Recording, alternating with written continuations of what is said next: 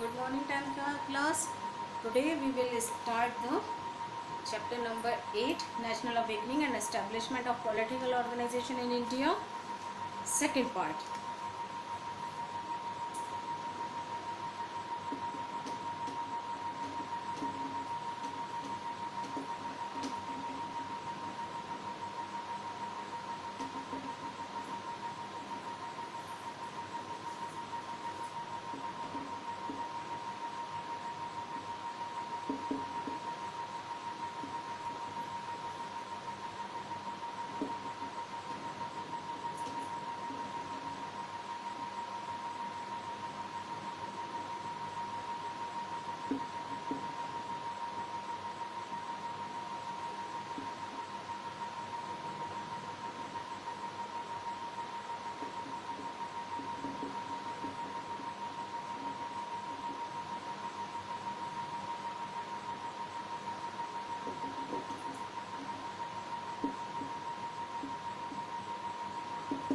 Okay, previous class में हमने पढ़ा था कि 1987 का फ्रीडम स्ट्रगल, जिसमें ब्रिटिश ने पूरा का पूरा पूरी की पूरी अपना कंट्रोल हमारे इंडिया में जमा लिया था, और जिसकी वजह से अभी कंट्रोल जमा तो नेशनल अवेकनिंग आने लगी। इस क्या रीज़न थे उस नेशनल अवेकनिंग के? थे एक था political reason, religious and the social grievances, impact on the Western culture, education and thinkers, impact of the contemporary European movements, development of means of communication and transport, impact of ancient Indian culture, Indian newspaper and literature, the British policy of economic exploitation, the policy of racial discrimination.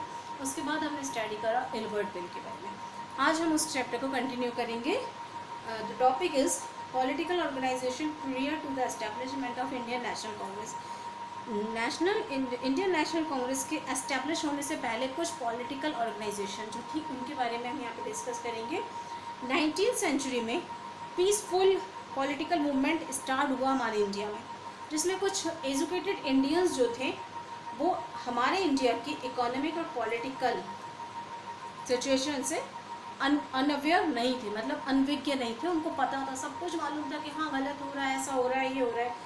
तो इस class ने कुछ political activities organise करना start करी। इस organise movement को start करने का जो ऑब्जेक्ट था वो ये था कि उन्होंने क्या किया कि इन्होंने इस्टेब्लिश करा कुछ रिप्रेजेंटेटिव ऑर्गेनाइजेशन को, ताकि freedom of expression and thinking, यानी लोगों के अंदर फ्रीडम ऑफ एक्सप्रेशन थिंकिंग की भावना जन्म ले, और जो इकोनॉमिक एक्सप्लॉयटेशन हो रहा था ब्रिटिश की वजह से हमारे इंडिया में इंडियंस के साथ, उसको एबॉलिश किया जाए, ख़त्म किया जाए।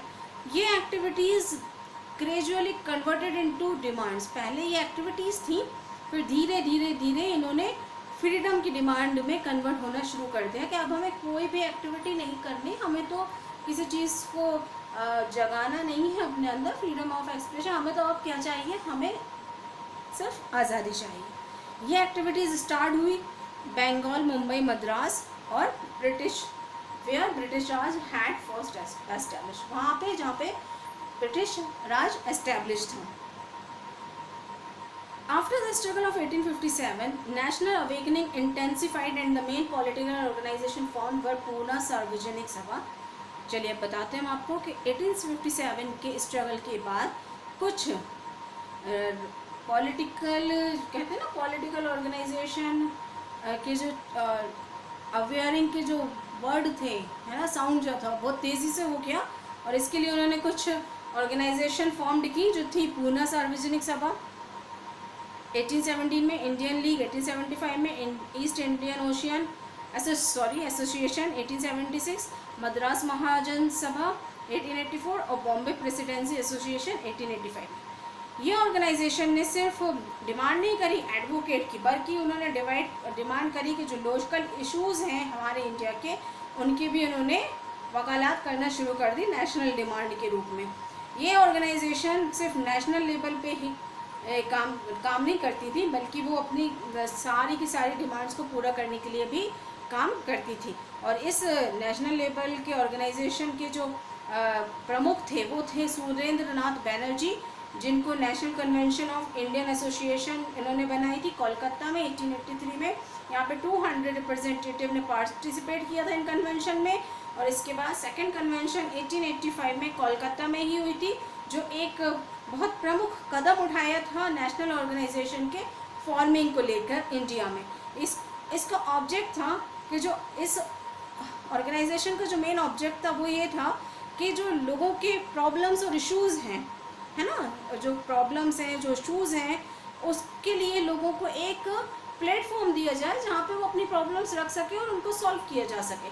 लेकिन जो ब्रिटिश गवर्नमेंट थी, उसने उनकी इस डिमांड को क्या किया, इग्नोर करा और पॉलिटिकल ऑर्गेनाइजेशन को ख़त्म करना चाहा। Indian newspaper gave wide publicity to the demand, लेकिन इंडियन न्यूज़पेपर में इन डिमांड की बहुत बड़ी पब्लिसिटी कर दी थी।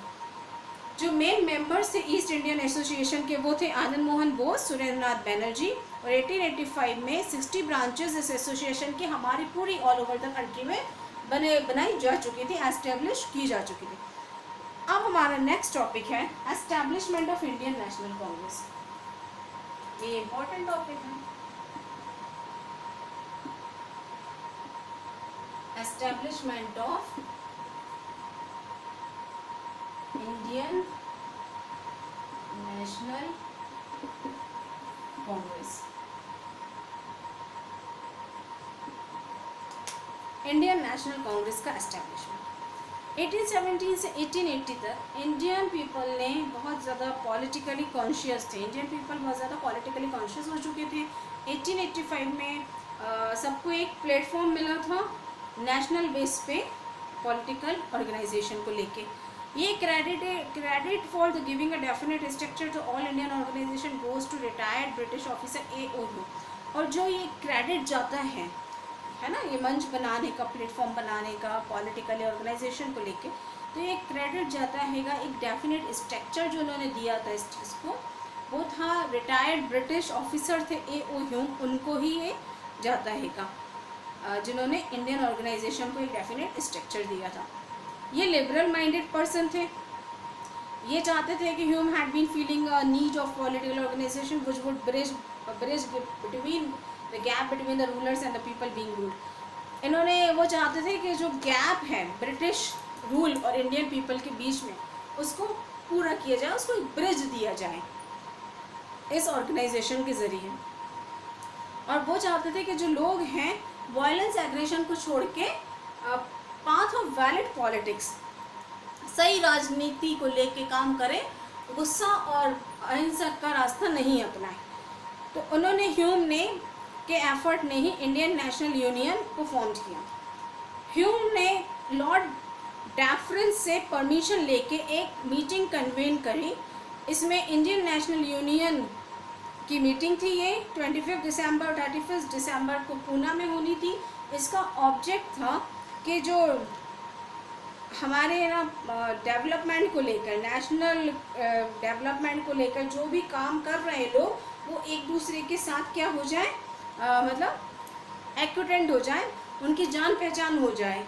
तो इस चीज़ को लेकर उनका पॉलिटिकल एजेंडा यही था। इसके जो डेवलपमेंट हो रहेगा नेशन को लेकर, उस जो काम कर रहे हैं इस चीज़ को लिए, तो वो एक दूसरे को पहचान सके। तो उन्होंने इस तरीके की मीटिंग हेल्ड करी। लेकिन ये जो था कन्वेंशन जो होना था जिस जगह पे पूना में, तो इसका वेन्यू चेंज हो गया और ये लास्ट मिनट में मुंबई में सेटअप की गई। जो कन्वेंशन हुई 28 दिसंबर 1885 को गोकुलदास तेजपाल संस्कृत कॉलेज में रखी गई और सर ह्यूम ने इस मीटिंग को नाम दिया गया इंडियन नेशनल कांग्रेस। तो इस मीटिंग को जन्म वहीं से हुआ, इंडियन नेशनल कांग्रेस का जन्म वहीं से हुआ है। और इसमें 72 रिप्रेजेंटेटिव इस कन्वेंशन में आए थे इंडियन नेशनल कांग्रेस में, और गोमेश चंद्र बैनर्जी जो थे इसके प्रेसिडेंट थे इस फर्स्ट इंडियन नेशनल कांग्रेस के। अब इसका ऑब्जेक्ट क्या है, इसको मतलब इसका उद्देश्य क्या है, इंडियन नेशनल कांग्रेस को बनाने का उद्देश्य है। ह्यूम चाहते थे कि जो ब्रिटिश गवर्नमेंट है वो, चलिए पहले यहाँ से देखते हैं। हिस्टोरियंस जो थे believe that with the direction from the British government Hume and his colleagues and founded Indian National Congress. Historians का मानना है कि ब्रिटिश गवर्नमेंट को एक दिशा देने के लिए ही ह्यूम ने और उनके साथियों ने मिलकर इंडियन नेशनल कांग्रेस का गठन किया है। प्रोटेक्टिव शील्ड मतलब ऑफ द गवर्नमेंट, वो एक प्रोटेक्टिव शील्ड है ना, बचाव की वो शील्ड चढ़ाना चाहते थे किस पे, ब्रिटिश गवर्नमेंट पे। ह्यूम नहीं चाहते थे कि लोग है ना गलत वायलेंट और एग्रेसिव तरीके से ब्रिटिश रूल के साथ लड़ाई झगड़ा करें। वो चाहते थे कि लोग लेजिटिमेट पाथ ऑफ प्रोटेस्ट जैसे अपील करें, मेमोरेंडम, डेलीगेशन ब्रिटिश गवर्नमेंट को दें ताकि वो ब्रिटिश गवर्नमेंट उनकी डिमांड पूरी कर सके। जो लीडर थे कांग्रेस के, उन्होंने ह्यूम की लीडरशिप एक्सेप्ट कर ली और उन्होंने इंडियन नेशनल कांग्रेस का फाउंडेशन रख दिया, क्योंकि they were not in the position to having open conflicts with the British government in their existing circumstances. क्योंकि जो थे ये जो लीडर्स थे कांग्रेस के, उनको मालूम था कि वो इतना ज़्यादा ब्रिटिश के साथ लड़ाई नहीं लड़ सकते, इतना ज़्यादा conflict, open conflict British government के साथ नहीं कर सकते, और कि this was the more sensible to cooperate with Hume. इसलिए उन्होंने मतलब बहुत कोऑपरेट करना शुरू कर दिया ह्यूम के साथ, और in order to have a common platform where in they could discuss the problem of the country. और उन्होंने जो ऑर्डर था ह्यूम का कि एक कॉमन प्लेटफॉर्म मिलना चाहिए लोगों को ताकि वो अपनी कंट्री की प्रॉब्लम्स को डिस्कस करें, उसके लिए वो एग्री हो गए, हाँ ठीक है। अब जो नेशनल मूवमेंट था उस टाइम पे, nationalist feeling, restlessness among all the classes of people, disillusionment of Indians from the British Liberal Party, a need felt by the different political organizations to have a centralized political forum were the main reason for the establishment of Indian National Congress. Indian National Congress को establish करने का main कारण था कि जो feeling, nationalist की feeling लोगों में बढ़े, है ना, और जो डिफरेंट पॉलिटिकल ऑर्गेनाइजेशन है वो सेंट्रलाइज्ड पॉलिटिकल फॉर्म में चेंज हो जाए। तो therefore some scholar have opinion that Indian National Congress was expression of national consciousness. तो कुछ स्कॉलर्स का मानना है कि इंडियन नेशनल कांग्रेस के लिए कुछ ओपिनियंस हैं उनके, कि उन्होंने कुछ अपने ओपिनियंस इसमें अपने एक्सप्रेस किए हैं नेशनल कॉन्शियसनेस को लेकर। जो फर्स्ट प्रेसिडेंट थे कांग्रेस के, व्योमेश चंद्र बैनर्जी, उन्होंने कुछ ऑब्जेक्टिव्स बताए हैं कांग्रेस के फर्स्ट कन्वेंशन में, जो उन्होंने उद्देश्य बताए थे। फर्स्ट मीटिंग जो हुई थी ना, फर्स्ट कन्वेंशन हुआ था, उसका जो मेन ऑब्जेक्ट थे 1885 में, उन्होंने ये कहा था to promote friendship and the mutual intimacy among people who work enthusiastically for the country, कि लोगों में दोस्ती और आपसी घनिष्ठता को बढ़ावा देना चाहिए, है ना, मित्रता को बढ़ावा देना चाहिए ताकि वो कंट्री के लिए उत्साही होकर काम कर सके, एंथुसियास्टिकली वर्क कर सके, मतलब उत्साहपूर्वक काम करते हैं ना कि हाँ हमें तो करने ही है ये सब। सेकेंड है to eradicate the difference of the caste, religion and regions and remove the prejudice through friendship and direct contact to develop unity nationalist feeling which were develop during the administrative regime of lord Ripon. उन्होंने कहा कि जो differences है caste, religion, region और prejudice को लेकर और मित्रता को, फ्रेंडशिप को लेकर जो वो सब कुछ है, उसको यूनिटी के फॉर्म में डेवलप करें, राष्ट्रीय भावनाओं को डेवलप करें, जो लॉर्ड रिपन के टाइम पे डेवलप किया गया था। मतलब जो चीज़ें लॉर्ड रिपन के टाइम पे डेवलप की गई थी वो ही डेवलप होनी चाहिए, और हमारे समाज में जो जाति को लेकर, धर्म को लेकर, एरिया को लेकर, इन सब को ख़त्म किए जाने चाहिए। To document the contemporary and the burning problems of India with the help of educated and matured individuals through a careful and detail discussion. और एक डॉक्यूमेंट बनाना चाहिए हमारी इंडिया की बर्निंग प्रॉब्लम्स को लेके, कि हमारे इंडिया में जो ज़्यादा प्रॉब्लम्स हो रही हैं उनको लेके किसके साथ मिलके, एजुकेटेड और मैच्योर्ड इंडिविजुअल, समझदार और पढ़े लिखे लोगों के साथ मिलके, ताकि वो केयरफुली डिटेल डिस्कशन उस पर किया जा सके। To chart a programme of political activities and public good for next 12 months, और नेक्स्ट 12 मंथ के लिए कुछ पब्लिक एक्टिविटीज़ और पब्लिक के वेलफेयर के लिए चार्ट बनाना चाहिए कि अगले 12 महीनों में हम पब्लिक के लिए क्या काम कर सकते हैं, उनके वेलफेयर के लिए क्या काम किया जा सकता। बहुत ही जल्दी इस नेशनल लेवल ऑर्गेनाइजेशन ने एक आकार लेना शुरू कर दिया था, और इसमें क्या हुआ, expression of feelings of India, और ये लोगों के फीलिंग्स को एक्सप्रेस करने का एक माध्यम बन गया था। नेक्स्ट है हमारा the development of nationalism, liberalism and extremism nationalism. यहाँ पे हम 3 उसकी बात करेंगे कि development of nationalism, liberalism and extremist nationalism. Nationalism develop in India in different stages. जो नेशनलिज्म था वो हमारे इंडिया में डिफरेंट स्टेजेस में डेवलप हुआ। With the passage of the time Congress policies also change. Time के अकॉर्डिंग कांग्रेस की पॉलिसीज थी वो भी चेंज होने लगी। जो कांग्रेस थे उनकी थिंकिंग इमर्ज होने लगी, है ना, वेरियस व्यूज़, डिफरेंट व्यूज़ की वजह से। इस चैप्टर में हम यही पढ़ेंगे कि ओरिजिनल कैरेक्टरिस्टिक्स क्या थे कांग्रेस। अब फर्स्ट है हमारा लिबरलिज्म और लिबरल नेशनलिस्ट थिंकिंग।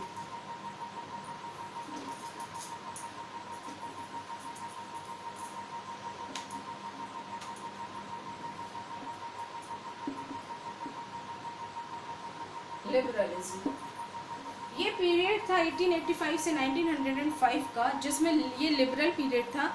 यहाँ पे जो हिस्ट्री का ये फ्रीडम मूवमेंट कहलाया इंडिया में। During this period the command of Indian National Congress was hand of the liberals. और इस टाइम पे जो कमांड थी नेशनल इंडियन कांग्रेस की वो लिबरल्स यानी मॉडरेट्स के हाथ में थी। मॉडरेट्स जो थे वो दादा भाई नौरोजी, सुरेंद्र नाथ बैनर्जी, फिरोज शाह मेहता, गोपाल दास कृष्ण गोखले, राज बिहारी बोस, महादेव गोविंद रानडे, इस तरह के लीडर्स जो मॉडरेट थिंकिंग के हुआ करते थे, उनके हाथ में ये पूरी बागडोर दे दी गई थी। ये लिगमेंट मीन्स और ग्रेजुअल तरीके से काम करते थे। मॉडरेट्स का मतलब होता है जो अहिंसा में विश्वास नहीं करते, सॉरी हिंसा में विश्वास नहीं करते, अहिंसा में तो विश्वास करते। ये वायलेंस नहीं होते थे और वायलेंट नहीं होते थे और एग्रेसिव नहीं थे, इसलिए इनको मॉडरेट कहा गया है, लिबरल्स कहा गया है। मॉडरेट्स जो थे वो लेजिटिमेट मीन्स से अपने ऑब्जेक्ट को पूरा करने की सोचते थे, जैसे अपील करो, मेमोरेंडम दो, डेलीगेशंस वगैरह दो, है ना, और ये ब्रिटिश पीपल पे उसका इम्पैक्ट छोड़ देना चाहते थे। इनिशियली ब्रिटिश और है ना लेकिन क्या होता था कि ब्रिटिशर्स ने इनकी डिमांड बिल्कुल पूरी नहीं करी इस तरीके से, जो मानने वाले नहीं थे। और यहाँ पे इनके मतलब जो लिबरल्स थे ये लोग, इसमें जन आंदोलन और इस तरीके के लॉलेसनेस होता है ना, कानून के खिलाफ जाके काम करने की बिल्कुल इनको सही नहीं लगता था। Initially British took sympathetic view towards Congress. Even government officials used to attend the convention, but gradually that it to change. It was declared as an organization representing minorities and anti-British. A class of Congress members did not approve the policy of moderates. They considered moderate approach as they were seeking favor from British rule. Slowly, even moderates were also getting dissented with the British rule as their demands were not headed by the British government. अब ये liberals जो थे, liberalism, moderates जो थे, अपनी demands को memorandum allegations के through पूरी करवाने चाहते थे कि कानून के दायरे में रह के ही हमारे डिमांड को पूरी करें। लेकिन क्या हुआ कि जो कुछ इंडियन नेशनल कांग्रेस के जो मेंबर्स थे वो भी उनको भी पता चल गया था कि ब्रिटिशर्स इस तरीके से हमारी डिमांड को पूरा नहीं करेंगे और मॉडरेट्स बिल्कुल सही नहीं कर रहे होंगे, है ना। और स्लोली क्या हुआ, धीरे धीरे जो मॉडरेट्स थे उनका भी ब्रिटिशर्स की तरफ से उनको भी ये पता चल गया था कि ब्रिटिशर्स उनके डिमांड्स की तरफ कोई भी ध्यान नहीं दे रहे हैं। तो initially period of establishment of Congress, तो जो एस्टेब्लिशमेंट ऑफ कांग्रेस के एस्टेब्लिशमेंट का जो टाइम था उसमें there was no demand for freedom, only a few states were asked for Indians. मतलब यहाँ पे कोई डिमांड नहीं थी फ्रीडम की, कुछ ही इंडियंस थे जो फ्यू स्टेट्स के बारे में बात पूछ रहे थे। The term self rule was introduce by Tilak in the last decade of 19th century. तो इस चीज़ को लेकर 19th सेंचुरी में एक टर्म सेल्फ रूल नाम का टर्म लोकमान्य तिलक ने इंट्रोड्यूस किया, मीन्स स्वराज। यहाँ पे कुछ स्टेट की बात कर रहे थे ना, उन्होंने स्टेट को छोड़ के स्वराज की बात करी। Importance and achievements of moderates, अब यहाँ पे हम देखेंगे importance and achievements of moderates. Moderate जो थे अपनी डिमांड्स को अपील्स और मेमोरेंडम से करना चाहते थे, जिसमें वो सक्सेस ही नहीं हुए, और पूरा का पूरा जो have the credit of building the background ready for the struggle for the freedom in early life of Congress. तो क्या हुआ, पूरा का पूरा जो बैकग्राउंड था, है ना, तो क्या हुआ, स्ट्रगल के फॉर्म में चेंज होने लगा कि अब तो स्ट्रगल करना ही पड़ेगा, है ना। तो ये अर्ली लाइफ थी कांग्रेस की। उन्होंने एक प्लेटफॉर्म दिया, लोगों का एक प्लेटफॉर्म डिस्कस किया, प्लेटफॉर्म प्रोवाइड करवाया, जहाँ पे वो नेशनल प्रॉब्लम्स को लेकर एजुकेटेड पीपल्स जो थे पॉलिटिकल कॉन्शियसनेस के लिए उनके साथ डिस्कस करना स्टार्ट किया। जो मॉडरेट्स थे वो भी समझ गए थे कि ब्रिटिश जो है वो हमारे वेलफेयर के लिए काम नहीं कर रहेगा, है ना, और हमें ही क्या क्या कर रहा है, क्रिटिसाइज कर रहा है। दादा भाई नौरोजी ने भी made people of Indian aware outflow of the money from Indian as adverse impact of Indian economy. Dadabhai Naoroji जो थे उन्होंने भी कहा कि लोग बिल्कुल अवेयर नहीं है इस चीज़ को लेके, और इंडिया से पूरा पैसा पानी की तरह बहाया जा रहा है, जिसका बुरा असर हमारी इंडियन इकोनॉमी पे पड़ रहा है। तो ये एक under the influence of moderates, ये किसके असर की वजह से हुआ, मॉडरेट्स के। तो ब्रिटिश गवर्नमेंट ने एक बिल पास किया 1892 में, जिसमें उन्होंने इंडियंस को परमिट किया कॉन्फ्रेंस अटेंड करने के लिए। अब आते हैं हम एग्रेसिव नेशनलिज्म। ये इंडियन नेशनल कांग्रेस के एस्टेब्लिशमेंट के टाइम की बात है, जब उसका इनिशियल पीरियड चल रहा था 20 ईयर्स का, 1885 से 1905 में। ये कमांड जो थी वो लिबरल्स के हाथों में थी, कांग्रेस की। तो aggressive hardliners were tired of the politics of appeals, request and delegation. तो जो एग्रेसिव थे, एग्रेसिव का मतलब जो बहुत आसानी से भड़क जाते हैं, मॉडरेट्स मतलब जो बहुत शांत होते हैं, है ना, लेकिन एग्रेसिव मतलब जो बहुत ईजिली भड़क जाते हैं, है ना। तो ये वो कहने लगे, वो तो एग्रेसिव जो थे वो कहने लगे अब तो थक गए हैं ब्रिटिशर्स को अपील करके, रिक्वेस्ट करके, डेलीगेशंस दे के। तो उन्होंने क्या किया, नेशनल स्ट्रगल, वो लोगों के साथ मिलकर उन्होंने एक नेशनल स्ट्रगल प्रिपेयर करा, जहाँ पे self respect, self confidence, patriotism और करेज की बात की गई। They wanted to praise the British empire to give the Indians their rights, और उन्होंने ब्रिटिश से एक प्रेस की भी डिमांड करी, जिससे वो अपने अधिकारों को अपने अधिकारों की बात कर सके। अब जो कॉजेज था ऑफ इमरजेंस ऑफ एक्सट्रीमिस्ट के आगे आने का जो कारण था वो क्या था, dissatisfaction towards the working of moderates. जो एग्रेसिव लीडर्स थे जैसे लाला लाजपत राय, बिपिन चंद्र पाल, अरविंद घोष, वो उन्होंने रियलाइज़ करा जो इंडियंस हैं वो would never get the political rights through memorandum appeals, और अपील्स और मोमेरेंडम्स के थ्रू वो अपने पॉलिटिकल राइट्स नहीं ले सकते। और जो एग्रेसिव लीडर्स थे वो ब्रिटिश जस्टिस और फिलेंथ्रोपी के बिल्कुल खिलाफ थे। दे वांटेड, तो उन्होंने क्या किया, एक powerful mass movement British rule के अगेंस्ट करना स्टार्ट कर दिया। लोकमान्य तिलक ने कहा, India will not get the freedom on a silver platter, कि स्वतंत्रता भारतीयों को चांदी की थाली में नहीं मिलनी जाएगी, है ना। ये मतलब ऐसा नहीं है कि ब्रिटिश क्या है बड़े आसानी से हमें चांदी की थाली में रख के फ्रीडम दे दें, आज़ादी दे दें कि हाँ ले लो, ऐसा नहीं होगा। वो समझ गए थे कि मॉडरेट्स तो गलत कर रहे हैं, अब हमें ही कुछ करना चाहिए। तो एक्सट्रीमिस्ट के आगे आने का कारण यही था। तो एक्सट्रीमिस्ट ही is also known as aggressive. तो एग्रेसिव बोलो चाहे एक्सट्रीमिस्ट बोलो एक ही है, लिबरल्स बोलो चाहे मॉडरेट्स बोलो एक ही है वो। सेकेंड है फेलियर ऑफ लेजिटिमेट मूवमेंट। जब है ना लॉट्स ऑफ रिक्वेस्ट करने के बाद मॉडरेट्स की ब्रिटिश रूल से बहुत सारी रिक्वेस्ट करी, तो फाइनली 1892 में ब्रिटिश ने एक बिल पास किया, भारतीय परिषद अधिनियम। इसमें ये प्रोवाइड किया गया कि इंडियंस को कोई भी वैलिड राइट नहीं दिया जाएगा। तो यहाँ पे जो इंडियंस की जो एक होप थी, एक उम्मीद थी, वो भी ख़त्म हो गई, जिसकी वजह से क्या हुआ, एग्रेसिव को आगे आना पड़ा। Reactionary policy of British rule, जो मेन रीज़न था एग्रेसिव नेशनलिज्म का इमरजेंस होने का, वो था रिएक्शनरी पॉलिसी ब्रिटिश गवर्नमेंट की, कि जो भी उनको है ना वर्बल फर्ज जो थे, मतलब जो उन्होंने बोला था वो उसको पूरा नहीं कर रहे थे, और जो उनकी पॉलिसी थी एक्सप्लॉयटेशन और डिस्क्रिमिनेशन की, वो कंटिन्यू चली जा रही थी। और ब्रिटिश जो थे, ब्रिटेन के जो रूल कर रहे थे वो बहुत ज़्यादा नैरो माइंडेड थे, और जो कमांड थी इंडियन रूलर की वो बहुत ज़्यादा रिएक्शनरी थी, जो इंडिया के वॉइस रॉय थे उनको दे दी गई थी। Thus, the attitude of the British administration was completely racially prejudice and inhuman towards India. जो एटीट्यूड था ब्रिटिश एडमिनिस्ट्रेशन का, पूरी तरह से मतभेद लिए हुआ था इंडियंस के साथ, और इंडियंस को बिल्कुल जैसे कोई इंसान ही नहीं है उस तरीके से ट्रीट किया जाता था। लॉर्ड लिट्टन और लॉर्ड कर्जन ने भी इंडियंस फीलिंग्स को अबाउट देयर रेस, उनकी जाति को लेकर बहुत हर्ट किया। अब आता है fourth point, economic policy of British government. जो इंडियन एग्रीकल्चर इंडस्ट्रीज थी जो वो बहुत ज़्यादा एक्सप्लॉइट हो रही थी, उनकी इकोनॉमी बहुत ज़्यादा एक्सप्लॉइट हो रही थी। ब्रिटिश गवर्नमेंट ने भी ब्रिटिश गवर्नमेंट की वजह से बहुत ज़्यादा एक्सप्लॉइट हो रही थी, और जो इम्पोर्ट ड्यूटी थी वो भी उन्होंने बहुत ज़्यादा लगा दी गई थी, जिसकी वजह से Indian cottage industry heavy loss में जा रही थी। उस वजह से भी इमरजेंस हुआ था एक्सट्रीमिस्ट का। नेक्स्ट है social culture and religious movement.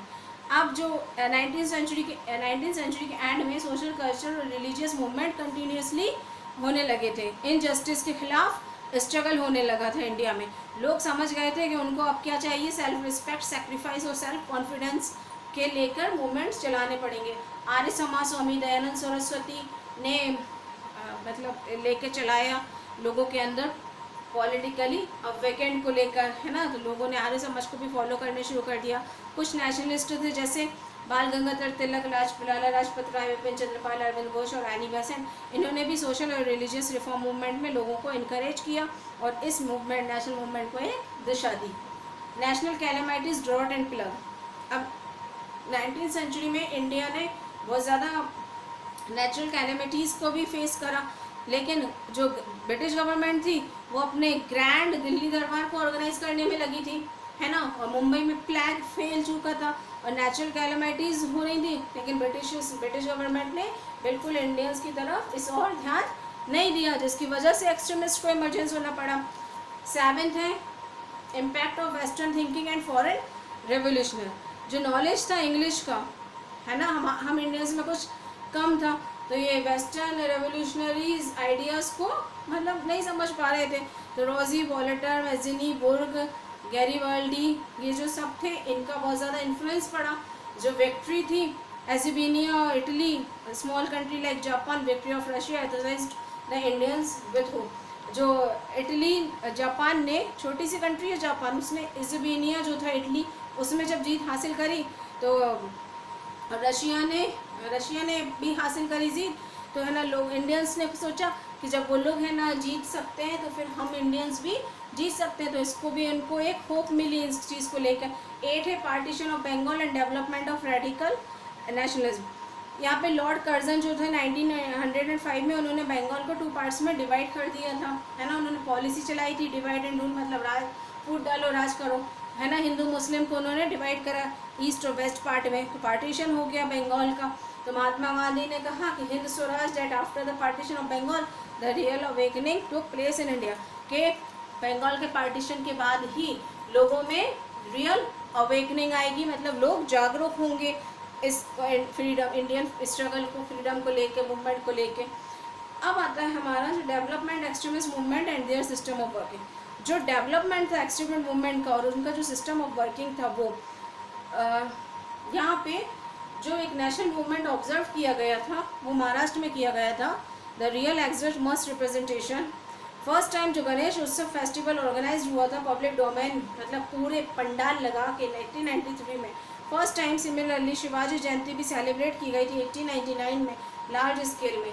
ये एक नेशनलिस्ट फीलिंग को डेवलप करने का लोगों के बीच में एक तरीका था, ताकि इस इवेंट से लोगों के बीच में डेवलप हो सके नेशनलिस्ट फीलिंग। 1896-97 में सीवर डिस्कंटेंट पैदा होने लगा महाराष्ट्र में, owing the outbreak of the plague and drought, plague और ड्रॉट की वजह से। लाला लाजपत राय थे जो थे वो एक्सट्रीमिस्ट मूवमेंट चलाया उन्होंने पंजाब में, जिसकी वजह से लोगों में बहुत ज़्यादा लोग उनसे बहुत ज़्यादा इंस्पायर्ड हुए और उन्होंने लोगों को अपील करने के लिए एक न्यूज़पेपर कायद समाचार पब्लिश किया। बंगाल मूवमेंट चलाया गया, पार्टीशन ऑफ बंगाल, जब बंगाल का पार्टीशन हुआ उसके बाद एक्सट्रीमिस्ट मूवमेंट चलाया गया बंगाल में भी। यहाँ पे विपिन चंद्र पाल ने पार्टिसिपेट करा इसमें, और इस तरीके से उन्होंने भी न्यूज़पेपर और मैगजीन में एक्सट्रीमिस्ट मूवमेंट को प्रमोट करने के लिए कंट्रीब्यूट करना स्टार्ट किया। जो मोड ऑफ वर्किंग था एक्सट्रीमिस्ट लीडर का वो क्वाइट डिफरेंट था मॉडरेट्स से। ये बिलीव करते थे सैक्रिफाइड एंड मैट्रिडिज्म में और चाहते थे कि आज़ादी मिल जाए। बॉयकॉट करा उन्होंने स्वदेशी को, इंडियन एजुकेशन को 3 वेपन्स उन्होंने फर्स्ट करा कि अचीव फ्रीडम, बॉयकॉट, स्वदेशी, बॉयकॉट, स्वदेशी एंड इंडियन एजुकेशन। जो 3 वेपन्स थे उन्होंने अपने फ्रीडम मूवमेंट में यूज़ करे, किससे? ब्रिटिश क्लचेस से। The leaders use the word swadeshi और self government in a different condition. ये एक स्वदेशी वर्ड यूज़ करते थे। Self government not only mean obtaining the political rights but also establishing political system which would help the Indian to progress.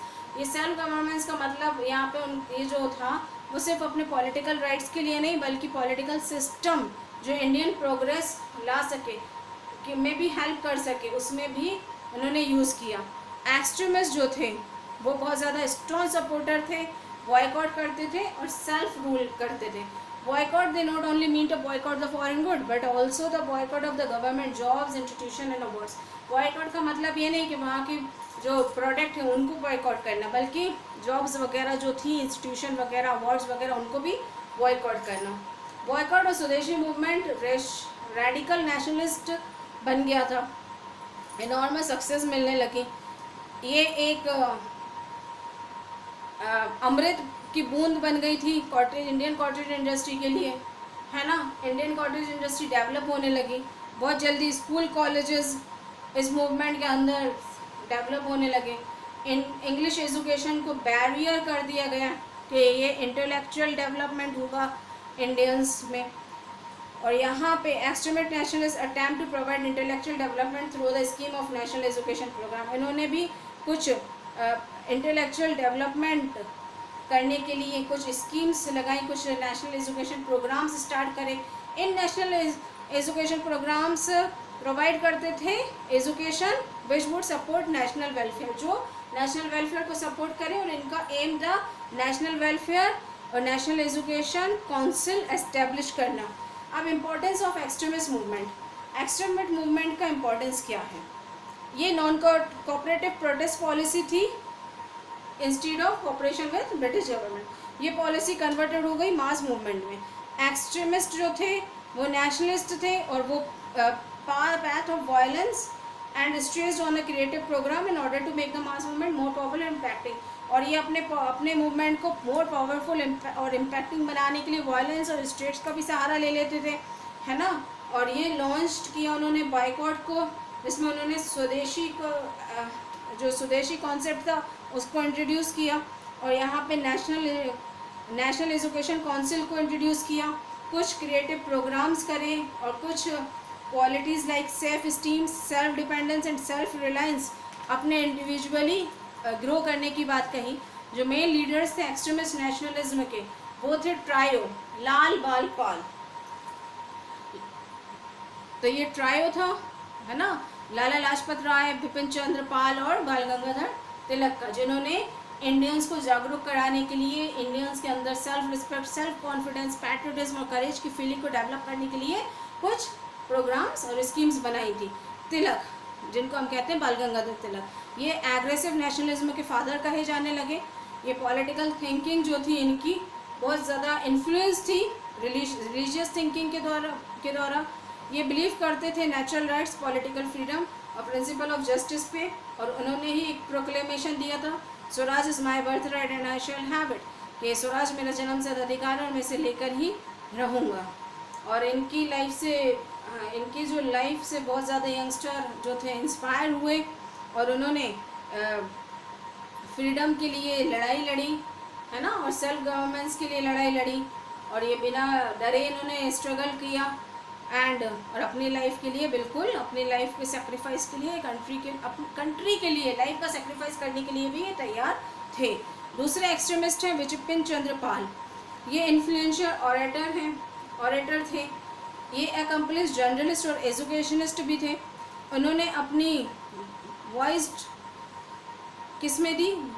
New India और वंदे मातरम जैसे अखबारों में अपनी voice दी, अपने ओपिनियन रखे। जो ये पार्टीशन हुआ था बंगाल का, drawing is thinking toward radical nationalism, तो इन्होंने मतलब उसको भी सोचा कि बहुत ही गलत है। बिपिन चंद्र पाल ने एक मेजर रोल प्ले किया था नेशनल अवेकनिंग इन बंगाल में। लाला लाजपत राय जो थे मॉडरेट थिंकिंग और एक्शन वाले थे कांग्रेस में। इन्होंने भी बहुत स्ट्रांगली प्रोटेस्ट किया था पार्टीशन ऑफ बंगाल को, और ये भी स्वराज चाहते थे और नेशन, और इनके लिए नेशन का डेवलपमेंट बहुत ज़्यादा ज़रूरी था। No reforms and good governments could ever replace swaraj, और कोई भी रिफॉर्म्स और गुड गवर्नेंस स्वराज को रिप्लेस नहीं कर सकती थी। तो ये हमारा चैप्टर नंबर 8 कंप्लीट हो जाता हैगा। Okay, thank you so much.